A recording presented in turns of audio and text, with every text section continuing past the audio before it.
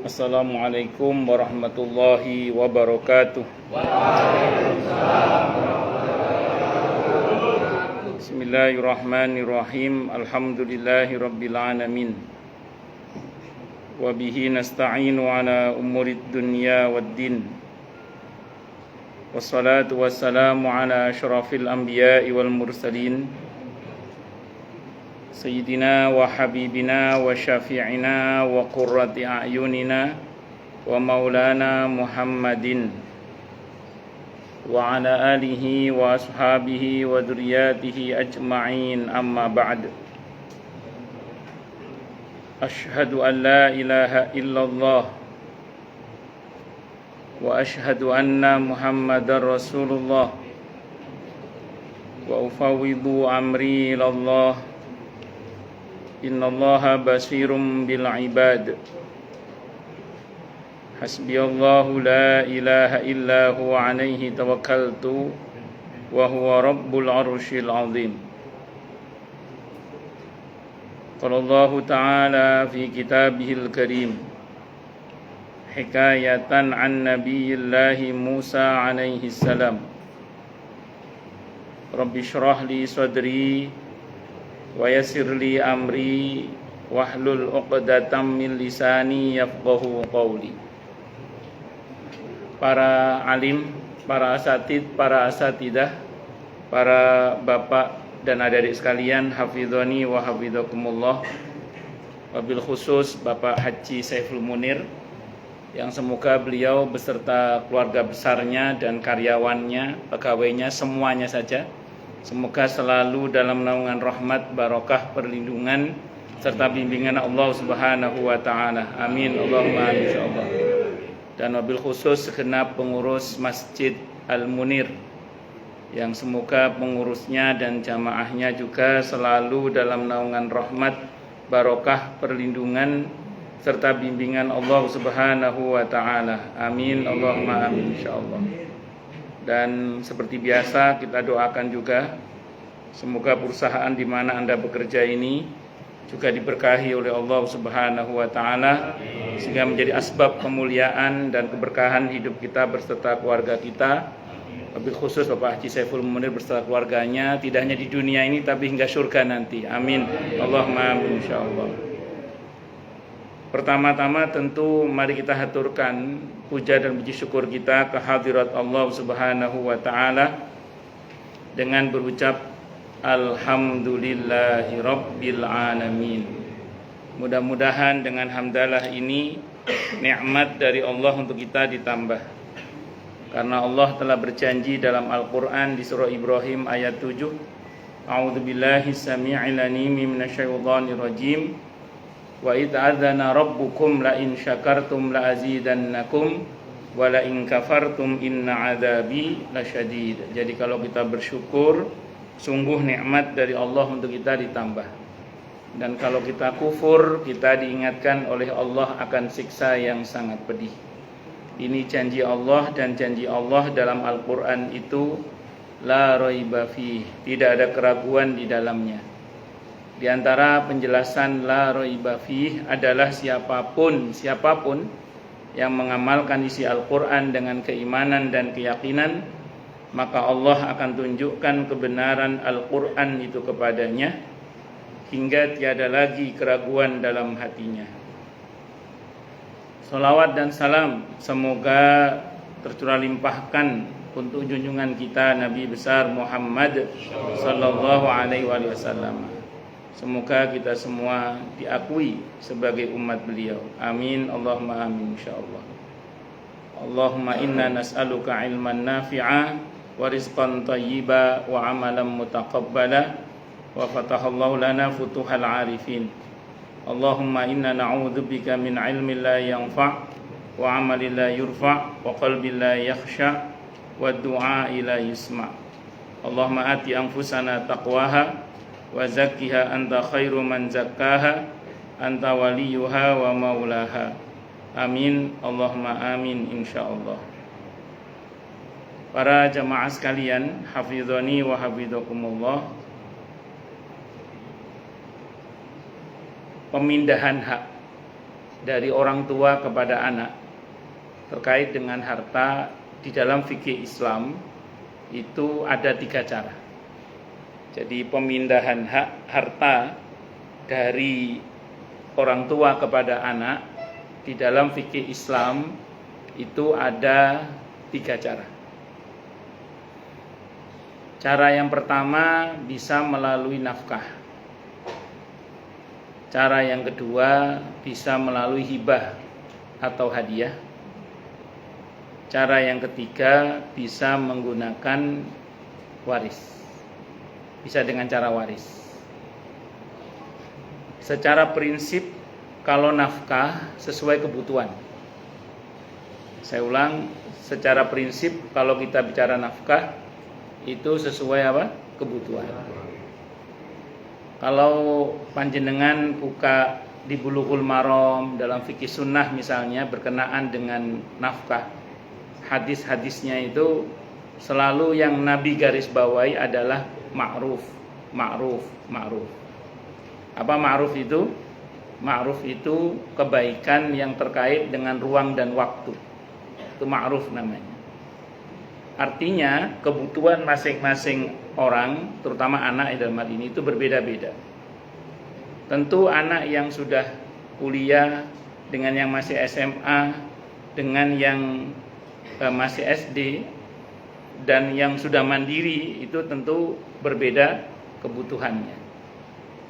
Makanya kemudian termasuk yang tidak menciderai ketentuan dalam syariat ketika orang tua memberikan berbeda antar anak karena memang kebutuhannya berbeda. Itu kalau nafkah. Ya tentu yang sekolahnya di Bandung dengan yang sekolahnya di Solo itu beda dengan yang juga di Jakarta karena kebutuhannya juga berbeda-beda. Demikian juga yang ini jurusan kedokteran, ini jurusan akuntansi, ini jurusan masing-masing itu kebutuhannya juga berbeda-beda. Belum lagi mohon maaf kalau di antara anak itu ada yang berkebutuhan khusus, itu juga berbeda. Makanya di dalam hal ini tidak salah kalau orang tua memperlakukan dalam tanda kutip ya tidak sama karena kebutuhannya memang tidak sama. Itu yang namanya nafkah. Jadi prinsipnya harus dengan ma'ruf. Ma'ruf itu apa? Kebaikan yang terkait dengan ruang dan waktu. Itu yang pertama. Kemudian yang kedua, hibah atau hadiah. Hibah atau hadiah secara prinsip kalau dari orang tua kepada anak itu harus sama. Itu secara prinsip. Asasnya harus sama. Kalau nafkah asasnya harus sesuai dengan kebutuhan. Tapi kalau hibah atau hadiah itu asasnya harus sama, asasnya. Itu baik anak laki-laki maupun anak perempuan. Jadi harus sama. Tidak boleh diperlakukan beda dalam hal hibah atau hadiah. Nah, nanti apa itu hibah insyaallah akan kita bahas insyaallah. Ini didasarkan kepada sebuah hadis riwayat Imam Bukhari. Ada beberapa riwayat hadis. Ini saya bacakan mafhum riwayatnya saja. Jadi pernah suatu saat ada sahabat Nabi namanya Bashir, Nu'man bin Bashir. Bashir bapaknya sahabat, beliau sahabat radhiyallahu an, Bashir namanya. Berencana hendak menghibahkan harta, sebagian hartanya kepada putranya yang bernama Nu'man radhiyallahu an. Nu'man juga sahabat juga radhiyallahu an. Saat itu usianya 17-an tahun kira-kira. Jadi kalau untuk anak muda Indonesia waktunya bikin KTP. Ibunya begitu tahu anaknya si Nu'man mau diberi hibah harta oleh ayahnya, kata ibunya begini, "Mas, anakmu kan banyak. Kenapa yang kamu beri cuma Nu'man, yang lain tidak?" Kata Bashir, "Saya maunya ngasih Nu'man aja." "Saya maunya ngasih Nu'man, yang lain enggak," katanya. Kata ibunya, "Saya nggak terima." Kata istrinya Nu'man, "Saya nggak terima. Kamu akan saya laporkan ke Rasulullah Muhammad sallallahu alaihi wasallam."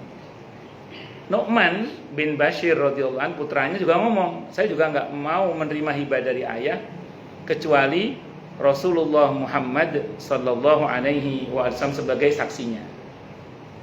Maka sekeluarga ini menghadap kepada Nabi kita Muhammad sallallahu alaihi wasallam. Nabi bertanya, "Anakmu cuma satu ini?" "Enggak ya Rasulullah, anak saya banyak," katanya. "Kamu beri semua?" "Enggak," katanya. "Satu ini aja saya kasih." Apa kata Nabi? Di dalam riwayat yang lain sependek yang saya ingat itu ditanyakan, "Kamu kasih tahu semua?" "Enggak juga," katanya. Cuma diam-diam aja ngasihnya. Kata Nabi, "Ittaqullah." Bertakwalah kalian kepada Allah. "Wa'dilu baina auladikum," kata Nabi. Berlaku adillah di antara anak-anak kalian. Dan Nabi memerintahkan kepada Bashir agar memberi semua anaknya. Jadi kalau satu diberi, yang lain diberi semua. Dan asasnya adalah adil. Wa'dilu baina auladikum. Berlaku adillah di antara anak-anak kalian. Nah, inilah yang dipakai dasar oleh para ulama bahwa pemindahan hak harta kepada anak semasa orang tua masih hidup itu diperkenankan. Bahkan Nabi menganjurkan agar seluruhnya diberi, jangan cuma satu yang dikasih, semuanya dikasih. Ittaqullaha wa'dilu baina auladikum. Itu perintah beliau. Nah, ketika saya membahas masalah ini, ada sebagian orang yang berkata begini, "Ustadz, apakah itu tidak sama dengan menghindari hukum waris?" Dia bilang gitu. Kan dengan menghibahkan harta kepada anak semasa hidup, apakah itu tidak berarti menghindari hukum waris? Maka saya jawab, tidak menghindari karena belum ada ketentuan wajib waris karena orang tua masih hidup. Dikatakan menghindari hukum waris itu kalau sudah ada yang meninggal dari orang tua dan hartanya harus dibagi secara waris, kok nggak dibagi waris, itu namanya menghindari hukum waris. Kalau ini enggak, ini pilihan hukum. Apakah dia akan memilih pakai hukum hibah atau menggunakan hukum waris? Terserah dia mau pakai hukum yang mana. Apakah mau pakai hukum apa tadi? Waris atau pakai hukum hibah. Sehingga ketika orang tua memilih jalan hibah, ya tidak apa-apa, silahkan. Tapi kalau mau menempuh jalur waris, ya juga silahkan, tidak ada masalah. Itu pilihan hukum, bukan menghindari hukum waris. Biasanya ada yang nanya lagi ke saya, biasanya, "Ustadz, itu sama dengan mengurangi hak ahli waris yang lain?" Biasanya itu untuk yang kasusnya anaknya perempuan semua. Karena kalau anaknya perempuan semua, biasanya dalam ketentuan waris Islam, saudara kandung si mayit itu berhak mendapatkan waris. Itu kalau anaknya perempuan semua. Kalau Pak Haji Saiful ada laki-laki ya, jadi Pak Suprutin gak ada harapan. Bercanda. Ya, semoga Pak Haji Saiful Allah memberi panjang umur yang barokah, sehat walafiat, amin insyaallah. Mustalah. Ya. Tapi Pak Haji Suprutin sudah dapat bagian. Bercanda. Tapi saya serius balik lagi. Biasanya itu untuk yang anaknya perempuan semua biasanya. Nah, itu kalau dibagi hibah berarti kata orang yang ngomong ke saya itu berarti mengurangi hak ahli waris yang lain, itu saudara-saudara si mayit. Maka saya jawab, disebut mengurangi hak ahli waris itu kalau dia sudah punya hak. Dan saudara-saudara si mayit itu baru punya hak kalau yang punya harta itu meninggal. Kalau belum meninggal ya berarti belum punya hak. Berarti tidak ada yang dikurangi. Belum punya hak kok. Jadi saudara-saudara orang yang punya harta ini baru akan punya hak kalau yang punya harta ini meninggal. Lah kalau belum meninggal berarti belum punya hak. Karena belum punya hak berarti kalaupun ada penghibahan semasa hidup tidak mengurangi hak siapapun. Tidak mengurangi hak siapapun. Ini Adi nih, perempuan semua anaknya ini, betul dia? Itu seperti itu. Jadi singkat kata singkat cerita, jadi di sini tidak ada sama sekali terkait dengan mengurangi hak sesama, hak ahli waris yang lain maksud saya. Terus biasanya ada lagi yang nanya lagi, bukannya ketentuan yang ada adalah tentang waris, bukan tentang hibah semasa hidup? Masya Allah, matur nuwun nggih. Jazakallahu khairan. Barokah. Nggih barokah roti. Turun.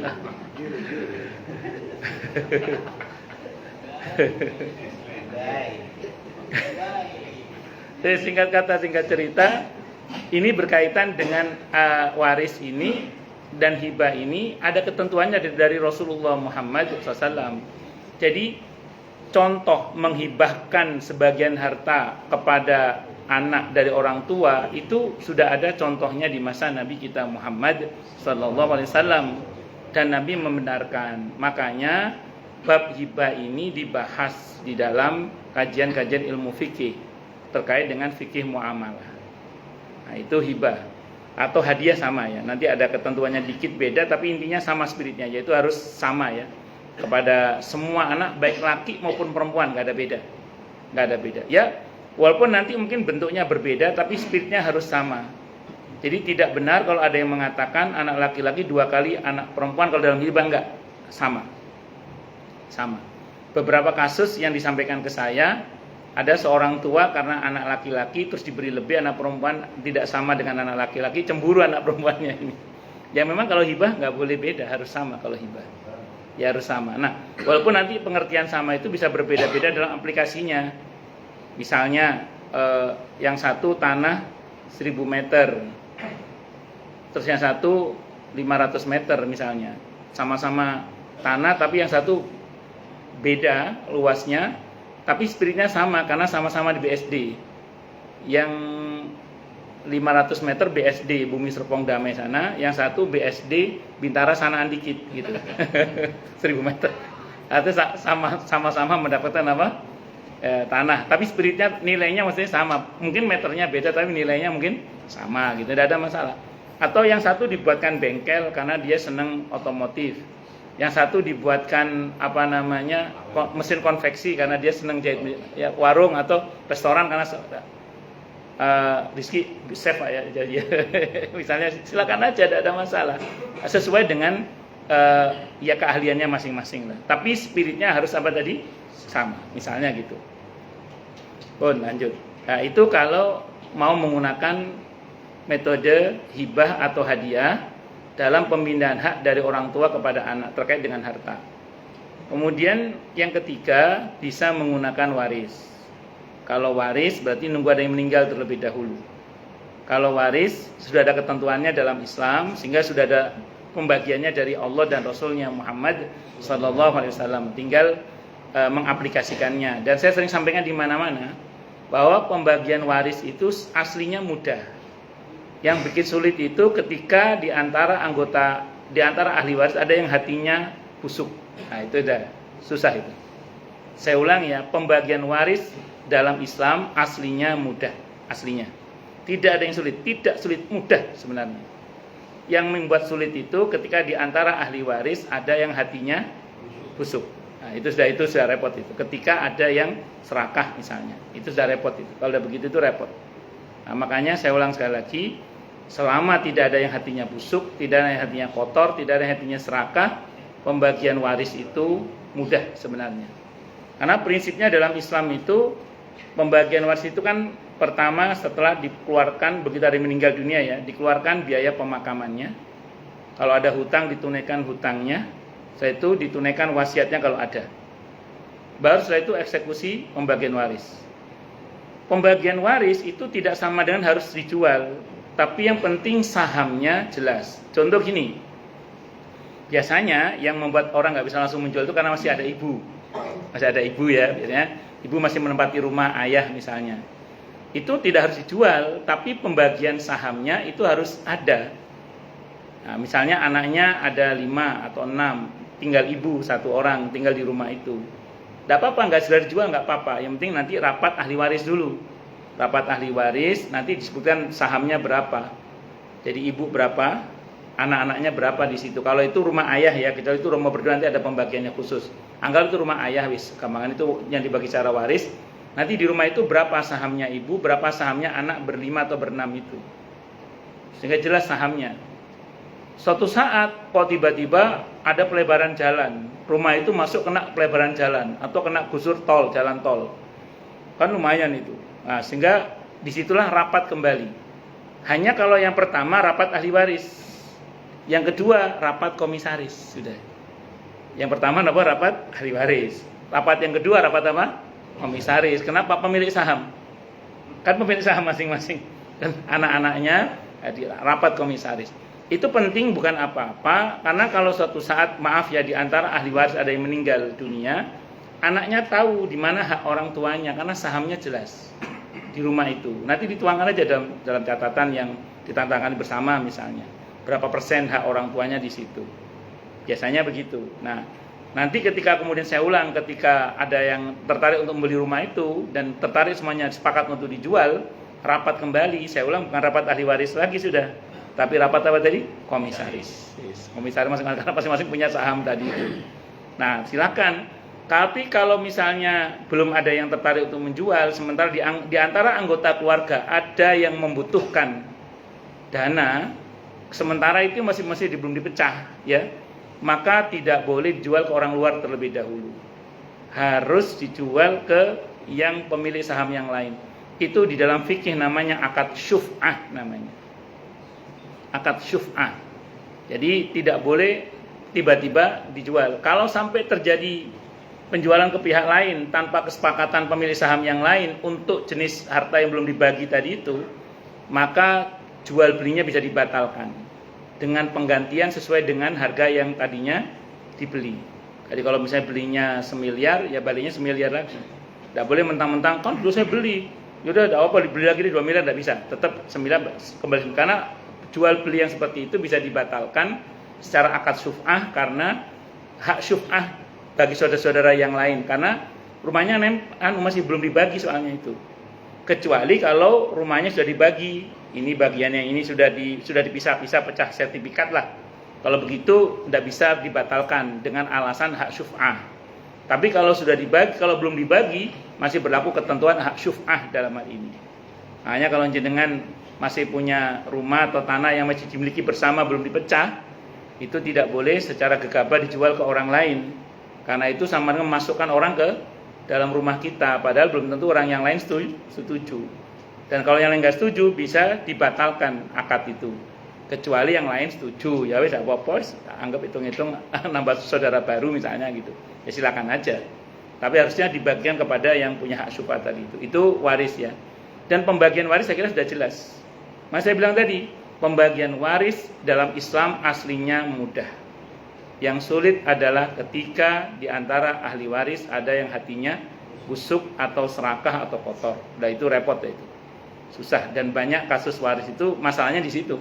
Masalahnya di situ itu ketika di antara ahli waris ada yang mempersulit misalnya. Wallahu a'lam bishawab. Dan kita ingat ancaman dalam Al-Qur'an ya. Ketika seseorang itu serakah terkait dengan waris, ancamannya cukup berat, yaitu diancam oleh Allah dengan adab yang menghinakan, sebagaimana yang Allah bilang dalam Al-Quran di surah An-Nisa ayat 13-14 itu.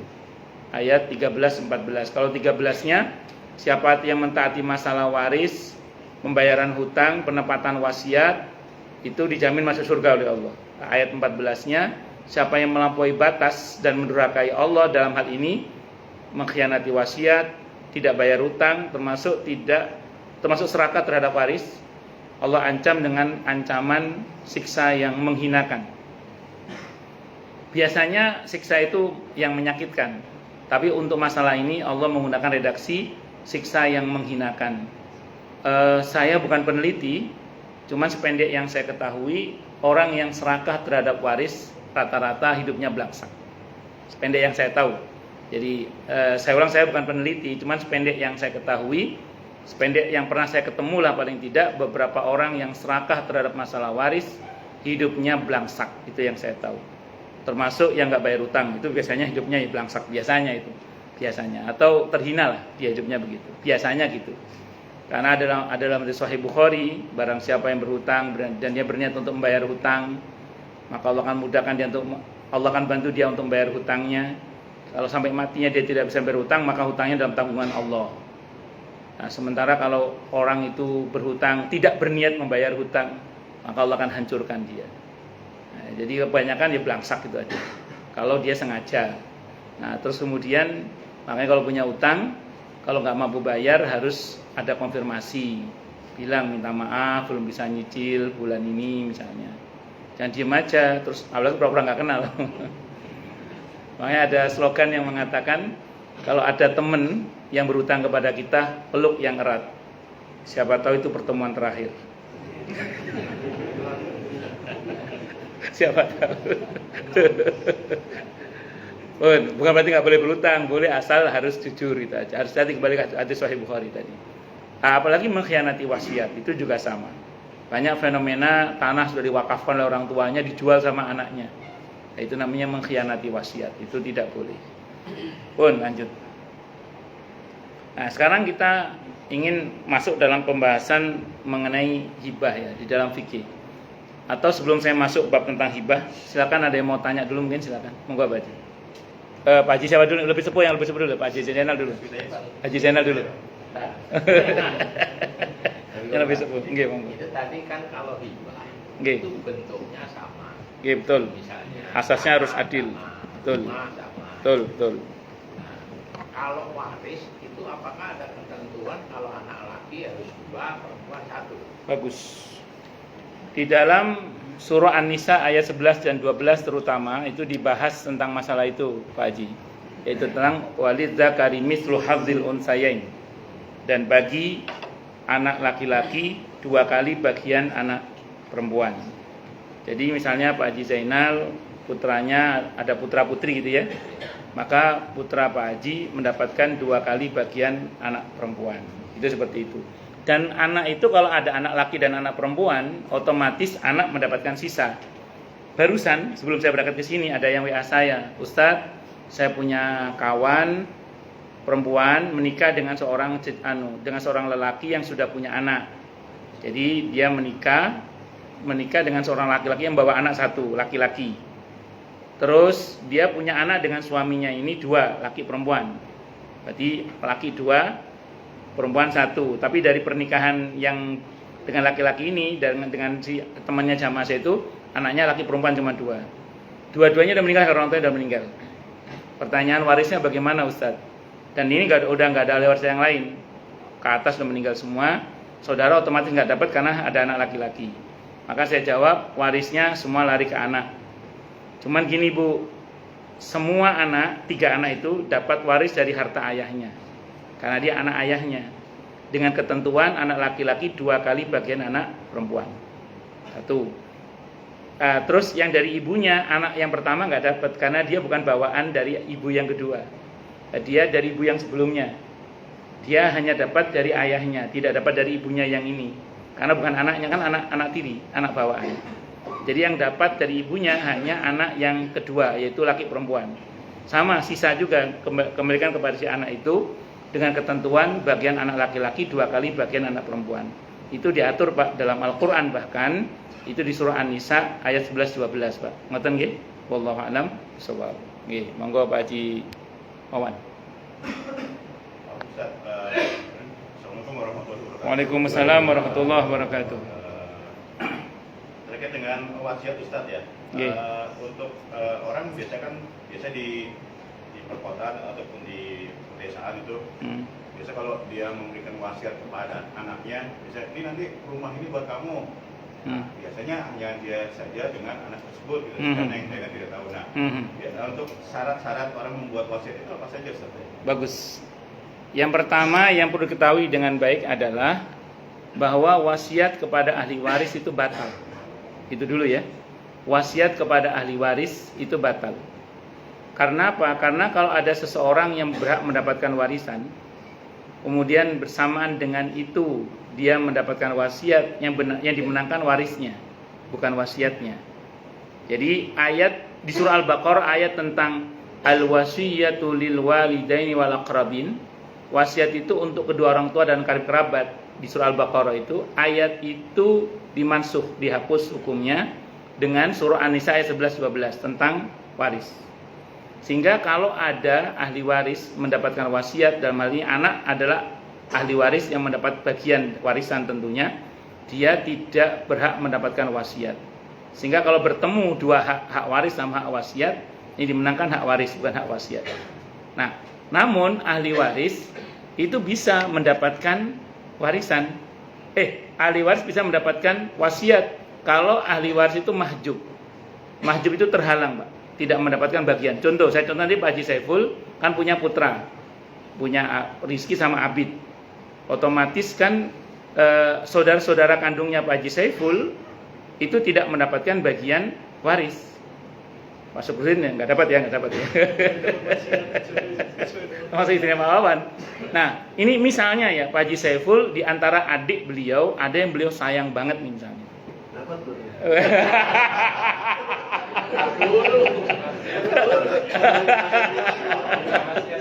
Misalnya gitu.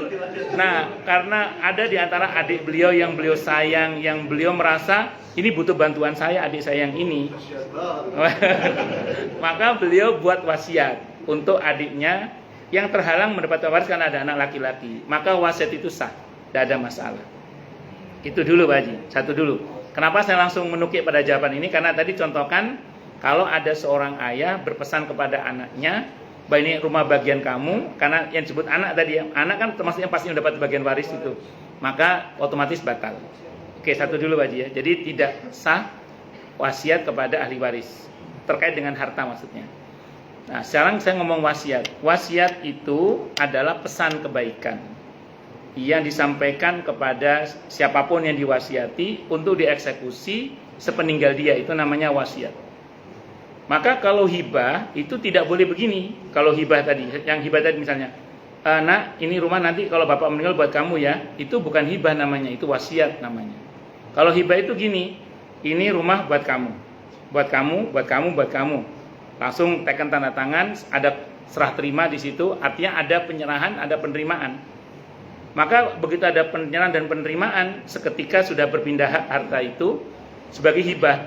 Catatan pentingnya, apa yang sudah dihibahkan oleh seorang tua kepada anak itu tidak lagi dibagi waris kalau orang tua meninggal. Nah, tadi malam, kemarin Profesor Asep itu WA saya, berkenaan dengan ada seorang istri dan anak, terus ada suaminya meninggal, bagian istri berapa? Saya bilang 1/8, saya bilang gitu. Terus saya bilang bersama beliau gini, tapi Prof, istri tidak hanya dapat 1/8. Apa yang sudah dinafkahkan oleh suami kepada istri, apa yang sudah dihibahkan oleh suami kepada istri, apa yang sudah dihadiahkan suami kepada istri, itu tidak dibagi sebagai waris, karena itu sudah menjadi hak istri. Jadi kan namanya suami istri kan mungkin pernah ngasih hadiah, pernah ngasih hibah mungkin, pernah ngasih nafkah pastinya. Maka apa yang sudah dihibahkan oleh suami, dinafkahkan oleh suami, dihadiahkan oleh suami kepada istri, itu tidak dianggap sebagai aset suami yang dibagi waris. Nah, begitu Pak Haji. Nah, makanya catatan penting di dalam wasiat adalah eksekusinya memang setelah yang bersangkutan meninggal dunia. Kalau semasa hidup langsung dieksekusi namanya bukan wasiat lagi, tapi itu hibah atau hadiah tadi. Nah, kalau itu hibah atau hadiah boleh kepada ahli waris sekalipun, berdasar hadis Sahih Bukhari tadi ya. Malah Nabi menganjurkan agar dibagi semuanya. Itu catatan pentingnya yang berkaitan dengan wasiat. Dan wasiat itu pesan kebaikan. Maka tidak boleh kalau itu pesannya untuk keburukan atau tidak jelas kebaikannya. Tadi malam saya ngisi kajian di Perumnas 1 itu, Pak Zainal pernah sholat maghrib di situ, saya lihat. Nah, itu kan saya kajian fikih muamalah itu, Pak. Nah, itu ada ceritanya, orang nanya ke saya, orang tuanya itu wasiat agar tanahnya itu diwakafkan ke partai tertentu. Yang partai itu cenderung ke kiri, Pak Haji. Saya nggak sebut merek partainya, cenderung ke kiri lah pokoknya partainya itu. Karena dia ngefan banget sama partai itu, fanatik sama partai itu. Jadi sebelum mati dia pesan agar tanahnya diwakafkan ke partai itu, partai kiri lah pokoknya, partai kiri. Wes, singkat kata singkat cerita, anaknya kan ngaji anaknya itu. Nanya ke saya, gimana Ustadz?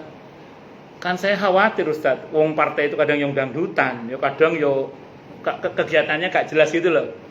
Maka saya bilang wasiat itu pesan kebaikan. Kalau pesan orang tua itu tidak baik atau dilakukan kebaikannya, maka silakan dialihkan kepada yang jelas kebaikannya. Terus saya bilang, boleh nggak Ustaz kalau saya wakafkan ke masjid? Boleh, silakan, tidak apa-apa. Karena saya yakin kalau orang tua Anda tahu dia akan senang juga. Nah, itu kan kadang orang itu berdasar kejahilannya kadang kan, karena ketidaktahuannya itu. Nah, makanya wasiat itu pesan. Dan wasiat itu tidak boleh lebih dari 1/3 total harta. Kalau wasiat. Ustadz, kalau hibah tadi bagaimana? Kalau hadiah tadi? Kalau kepada anak tidak ada batasan 1/3. Kalau kepada anak. Kalau wasiat ada batasan. Karena kan nanti ahli waris nggak berhak mendapatkan wasiat kan. Makanya kalau wasiat ada batasan 1/3 maksimal 1/3 total harta. Tapi kalau kepada anak dalam bentuk hibah tadi atau hadiah, saya ulang ya tadi ukurannya apa? tidak sepertiga, tapi ukuran adalah keadilan tadi. Hadis Sahih Bukhari tadi ya, ittaqullah wa'dilu baina auladikum. Apalagi nafkah ukurannya bukan sepertiga. Ukurannya nafkah itu adalah sesuai dengan kebutuhan. Jadi nggak boleh misalnya ada anak bilang sama orang tuanya, "Pak, ini aku butuh uang kuliah sekian. Nak, maaf ini lebih dari sepertiga gaji bapak, nggak boleh ya." Nggak bisa begitu. Ya namanya kebutuhan, kalau orang tua mampu ya dipenuhi, nggak ya mungkin harus diupayakan, itu seperti itu. Jadi singkat kata singkat cerita, ini yang saya bilang tadi, kalau wasiat ada batasnya Pak Haji, maksimal sepertiga total harta. Tapi kalau hibah kepada anak, orang tua kepada anak itu boleh lebih dari sepertiga, tidak ada masalah. Itu karena asasnya kata Nabi tadi adalah sesuai dengan keadilan tadi itu. Wallahu a'lam bishawab. Walaupun di peraturan notaris kita kayaknya dibatasi juga itu hibah atau hadiah itu hanya sepertiga juga kalau nggak salah itu di notaris kita, kalau saya nggak salah ya. Tapi kalau dalam syariat Islam tidak dibatasi sebenarnya. Ada yang nanya ke saya gini, Ustadz, bagaimana kalau misalnya anak yang dihibah itu, maaf yang balelo nakal misalnya, orang tua kepada anak bisa hibah dengan syarat, ini terus akan menjadi milik kamu kalau kamu bisa berlaku baik. Kalau enggak nanti bapak ambil lagi, boleh tidak apa-apa. Khusus untuk orang tua ke anak kandung ya, khusus boleh itu. Tapi kalau suami ke istri nggak boleh gitu. Jadi apa yang dihibahkan ke istri, dihadiahkan ke istri, tidak bisa diminta kembali. Nah, itu sudah menjadi hak istri.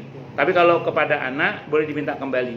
Ada dalam fikih sunnah itu Nabi bersabda, "Akamakal, tidak halal seseorang meminta kembali apa yang diberikan atau dihadiahkan kecuali dari orang tua kandung kepada anak kandung." Nah, itu baru boleh Pak Haji. Itu Pak Haji yang saya tahu. Wallahu a'lam. Kita ke suami istri kan itu kasih hadiah satu. Ya. Hibah gitu ya. Ya, iya. So itu Ya. Ambil lagi. Tidak bisa. Haram tuh teh. Ya, terlarang haram, tidak boleh karena itu sudah jadi hak istri. Tidak boleh diminta kembali. Tidak boleh diminta kembali. Jadi kalau mau ngasih mikir-mikir dulu Ustaz ya. Ya. Iya, saya paham. Ada lagi yang lain silakan mungkin. Monggo, Pak. Monggo silakan. Waalaikumsalam warahmatullahi wabarakatuh. Mengenai hibah tadi, ketika orang tua masih hidup, dia berwasiat kepada anaknya bahwa tanah ini akan saya hibahkan bagi anak yang merawatnya hingga meninggal. Ya. Itu gimana tadi? Tidak bisa juga. Ya, jadi wasiat kepada anak itu otomatis batal karena anak itu ahli waris yang mendapatkan bagian sisa atau pasti ya. Makanya dalam hal ini wasiat itu menjadi batal. Yang terjadi adalah pembagian hukum waris. Izin minum dulu nih.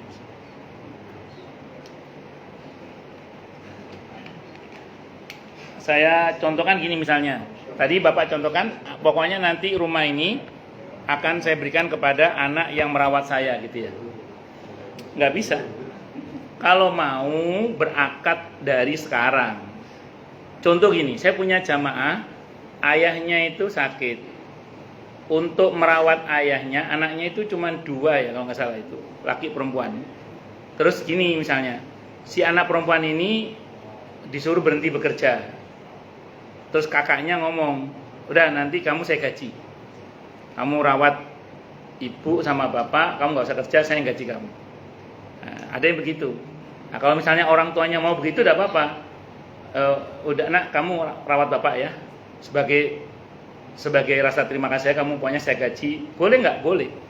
Akad ijaroh dengan anak itu boleh, tidak apa-apa. Ijaroh itu maksudnya kita gaji anak itu. Atau syuf'ah. Ju'alah. Kalau ju'alah itu kalau ijaroh itu kan berkaitan dengan volume kerja. Per bulan kamu saya gaji sekian. Kalau ju'alah itu borongan. Pokoknya kalau kamu sanggup merawat bapak sampai bapak mati, sebagai upahnya rumah itu upahnya. Boleh itu ju'alah itu. Tapi harus ngomong ke anak-anak yang lain supaya tidak diem-diem gitu. Aku sama anakku ini yang mau merawat aku, kalian saksinya akadnya ju'alah. Borongan itu kalau ju'alah itu bicara target. Pokoknya kalau dia mau merawat aku sampai aku sembuh dan atau sampai aku meninggal dunia, maka upah untuk dia adalah rumah itu. Tapi dengan catatan dia harus merawat saya sampai saya meninggal atau sampai saya sembuh. Misalnya gitu. Itu namanya akad ju'alah. Boleh orang tua dengan anak begitu, boleh, tidak apa-apa. Itu namanya akad ju'alah namanya. Nah, tapi jangan diem-diem baik, ngomong sama anaknya supaya yang lain supaya tahu bahwa akad dia dengan anaknya adalah akad ju'alah. Nah, tapi kalau ngomong tadi itu wasiat tidak sah. Yang berlaku adalah ketentuan waris. Jadi kalau mau diakad, akadnya akad ijaroh. Kalau akad ijaroh berkaitan dengan volume kerja, berarti gaji bulanan atau harian terserah. Pokoknya selama dia ngerawat saya akan gaji dia sebagai ganti dia nggak kerja. Nah, karena ada beberapa anak begitu. Itu seperti itu. Jadi begitu ya Pak ya? Ya, tapi yang saya ulang contoh yang Bapak contohkan tadi itu tidak sah. Wallahu a'lam bishawab, karena wasiat itu namanya. Kalau mau saya ulang di akad ijaroh atau di akad ju'alah. Kalau ijaroh ada volume kerja, gajinya per hari atau per pekan atau per bulan, berapa gajinya harus jelas. Kalau ju'alah borongan. Terus pokoknya sampai aku sehat, kamu saya kasih sekian. Atau kalau sampai aku meninggal kamu merawat aku, upahnya adalah itu rumah itu. Itu upah buat kamu dah itu. Tapi dengan catatan harus sampai saya sehat atau sampai saya mati misalnya gitu. Ternyata nggak mati-mati. Yang mati malah yang jaga duluan. Bisa aja. Ya itu memang ju'alah itu bisa zong. Kalau ju'alah itu bisa zong. Ju'alah itu. Makanya mending yang ijaroh aja lah, yang jelas-jelas aja lah. Gitu. Kalau dulu yang jamaah saya itu dia ngomong ke adiknya, udah kamu nggak usah kerja, rawat mama sama papa, kamu saya gaji. Itu seperti itu. Cuman mengeluhnya adalah gajinya nggak naik-naik. Monggo silakan. Satu lagi tadi Nggih, monggo. dari tema. Silakan. Di lingkungan itu kan ada beberapa buku-buku agama atau lembaran-lembaran majalah dan sebagainya. Bahkan ada tulisan-tulisan Al-Quran yang sudah tidak terpakai. Adakah tata cara Islam untuk membuangnya? Baik. Di dalam fikih Islam, sependek yang saya pahami, bisa dengan cara yang ada ayat-ayat Qur'annya itu dibakar. Niatnya tidak untuk menghina Al-Quran, tapi untuk memuliakan Al-Quran. Terus setelah itu dia dikubur, kalau di fikih, dikubur di tanah yang sekiranya tidak diinjak orang. Kalau dalam konteks kekitaan, tanam di pot aja, udah taruh di pot aja. Kita buat pot, kita isi tanah, kita tanam kembang, bunga, udah nggak akan diinjak orang udah itu. Itu caranya gitu. Itu untuk memuliakan Al-Quran. Pas saya ngomong gini, ada jamaah saya, Buruli Meta orang Kemang itu, beliau bilang, nggak tega Ustaz bakar Al-Quran Ustaz, nggak tega. Kalau nggak tega, ada nggak bahan kimia untuk menghilangkan tulisan itu? Ada, saya pakai bahan kimia itu, tidak apa-apa. Beliau pakai bahan kimia yang menghilangkan tulisan itu. Nah nanti kertasnya sama, dikubur di tanah yang sekiranya tidak diinjak orang, untuk menghormati Al-Quran itu sendiri. Itu seperti itu. Wallahu a'lam bishawab. Itu dalam fikih ya yang saya pelajari. Ini Mas Yosep Susanto Al-Cilacap, orang Cilacap Mas Jinan. Nanya ini. Assalamualaikum Ustaz, mau nanya di luar tema. Kita masyarakat Indonesia rata-rata bermadhab Imam Syafi'i. Jika khotib Jumat pada khutbah pertama membaca sholawat domir sallallahu alaihi wasallam, karena disebut kata Muhammad pada wa khairul huda Muhammadin, dan khutbah kedua membaca sholawat setelah doa untuk muslimin sebagai penutup, maka bagaimana Ustadz sikap jamaah makmum dan tampil masjid? Maksudnya apa ini Mas maksudnya? Saya nggak ngerti saya. Hah? Sholawat kan diantaranya, bersolawat. Ini nggak sholawat, dia nggak. Disebut kata Muhammad itu. Terus kenapa? Nah, terus yang di khutbah keduanya di urutan paling terakhir setelah doa. Tapi bersolawat kan? Tidak ada apa-apa, tidak masalah. Jadi bersolawat itu memang betul, itu rukun dari khutbah. Di antaranya makanya kita harus bersolawat untuk Nabi kita Muhammad SAW. Dan bersolawat itu nggak harus di awal, termasuk di akhir, termasuk pembacaan ayat Al-Quran sebagai dalil, itu nggak harus di awal atau di tengah, di belakang. Yang penting di dalam khutbah itu ada dibaca Al-Quran. Itu tidak ada masalah insya Allah. Sebenarnya yang menjadi persoalan itu ketika dalam mazhab Syafi'i yang saya pahami, ketika bersolawatnya itu nama Nabi Muhammad SAW tidak disebut. Itu jadi ada, saya pernah khotib itu khutbah gini, wassalatu wassalamu ala asyrafil anbiya wal mursalin wa ala alihi, tidak nyebut nama Nabi Muhammad. Nah, itu kalau nama Nabi Muhammad SAW tidak sebut, kalau dalam madhab Syafi'i ya, itu bermasalah itu. Ada yang mengatakan tidak sah.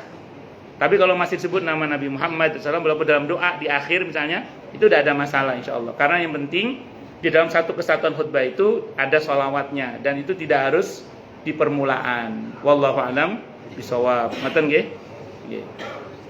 Ya sebenarnya kalau mau disiplin madhab pakai bahasa Indonesia itu sudah bermasalah sebenarnya.